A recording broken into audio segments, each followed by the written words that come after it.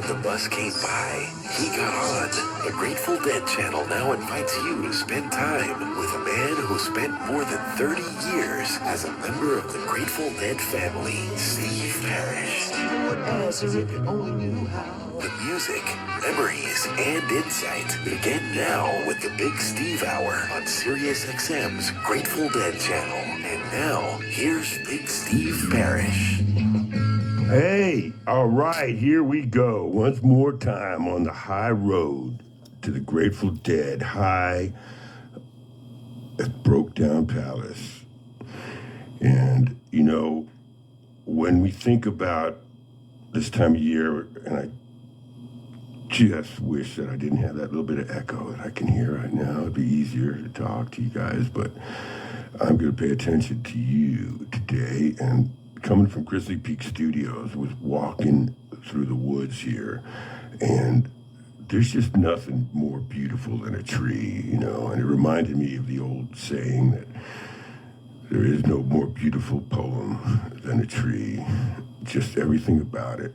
And they communicate in a way that I wish we could communicate like that sometimes, you know, because we got to remember that we are that way. And when you're at a show, when you're at a Grateful Dead show and you see people dancing in the audience and they've got their hands up to the sky and they're just lost in this ecstasy, that is what they're doing. They're being as close as they can be to a tree as a human and just put that energy out and network it out like that without even having to say a word or talk a word. We network through that.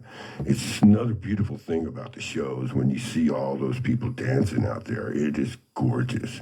And it is so primordial and so in the soul of all of us to see that and to let that loose. And it's not easy for some to do that, you know.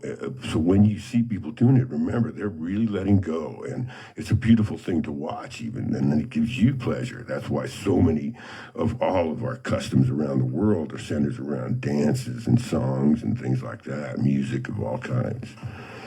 And so on that note, we're going to jump into the beautiful callers out there today, because I want to talk to everybody. And of course, we take no caller unstoned here in our world, because I'm always stoned, and that's the way I'm going to be, and happy I am at it. And the world will be a better place because it represents freedom. That whole struggle of that simple thing is freedom, because that's what we all strive for. If you don't have freedom, you don't have anything, you know, and you got to have freedom of mind, body, and spirit. And those three things are what it's all about.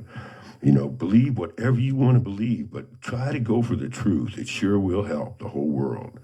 And I'm just going to say one thing. There was a doctor, Ignaz Semmelweis was his name, and this is back in the 1870s, and he tried to explain to other doctors. They couldn't figure out why this thing was happening in hospitals. Women were dying from childbirth fever. It was called childbed fever.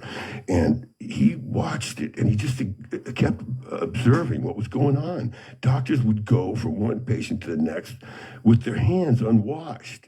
And he's the guy that started talking about, we got to wash our hands. It was such a simple thing, but guess what? He was laughed at. And everybody said, no, there can't be anything like that. So keep an open mind and remember that, you know, that little things in life can change everything for all of us to the better. The slightest little good deed you do could change everything for the world. And that's the whole essence of the Grateful Dead. And it's our essence today in Grizzly Peak. And the beautiful weed that we try to bring to you in California is now direct to you on that same level. Because it's all healing. It's about healing and protection. And now, Matt, give me the first caller, please.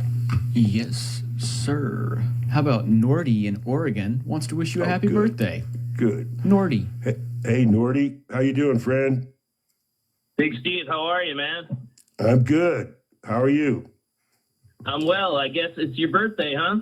Yesterday or today? Oh, yeah. Well, it was a couple of days ago, you know, but I don't like to talk about that too much. And word gets out anyway. You can't keep it down. And thank you for your wishes. I know that, you know, it's all beautiful and good stuff. But I like to focus on everybody else and make sure they've got it together, you know. And I'm great, man. I love birthdays. I've always had great ones in my life. I'm very lucky. But, you know, it gets to a point where it's a nod and it's an okay, but on the internet now, so much a big deal is made of it, and that's a good thing. Celebrations are great. So thank you. Sure. Thank you Agreed. so much. And you're a welcome. good friend, and I know that you and I have a lot in common, and so I like hearing from you. What's anything else on your mind today, or what? Yeah, man. So, you were clearly having your birthday in Europe in 1972, and since the Europe 72 stuff is kind of winding down, you were sort of around the same age as a lot of the heads who were touring around then on that tour. What were the European Deadheads like back then?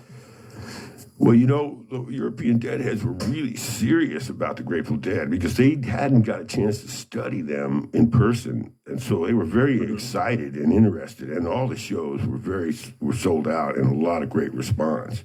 And there were hardcore American tourists that were out there that we ran into that were really cool, and there were expatriate friends of ours who had to live in Europe because of legal problems, and that was fun to run into them over there.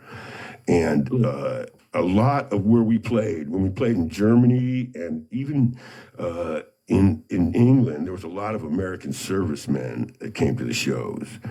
And so they were there because they were guys who loved the Grateful Dead. And the interesting thing was that the different culture, you know, in America, we had what they call festival style seating, which was a big breakthrough right there when people got out of their seats. Sure. You know, if you go back to the 50s, Nordy, when the first rock and roll shows were happening and people were going wild over Alan Freed's rock and roll shows and all the great rock and rollers, if people, when they would get up out of the aisles and dance and run toward the stage, it freaked everybody out. And so they had cops in there all the time, police, keeping the aisles clear because it was a fire problem and stuff like that.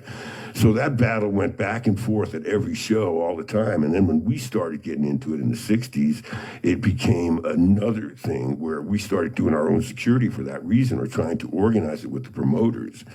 And so when you had shows in Europe, now they still were in that way of police at the shows with machine guns and stuff in France, you know, and Germany too, they were pretty strict.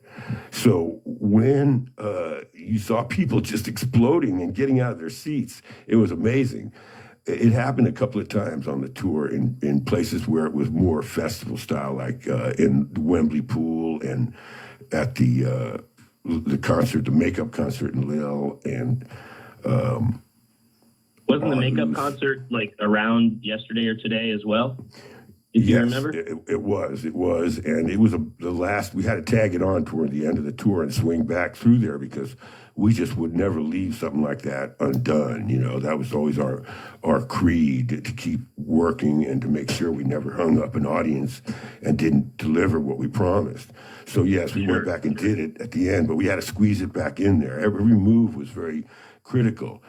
But, you know, at that time, too, Europe, wasn't the united, what do you call it, the common market like it is now, the European market. It was separate countries, so you had to go through borders everywhere and have different inventories and carnets, they're called, on international level. Very complicated travel. And so to add something like Lille, we had to make a whole swing back through France.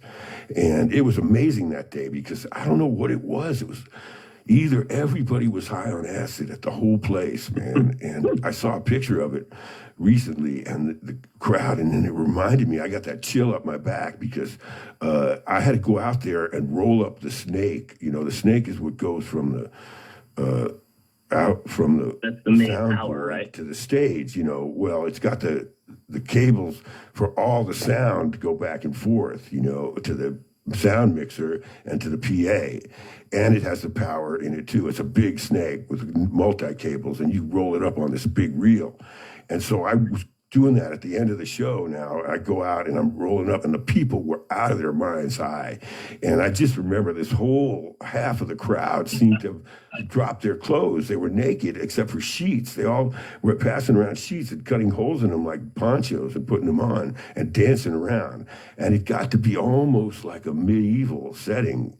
And the people were really out there. I don't know what happened, but somebody got into something there. And it was a beautiful experience, though.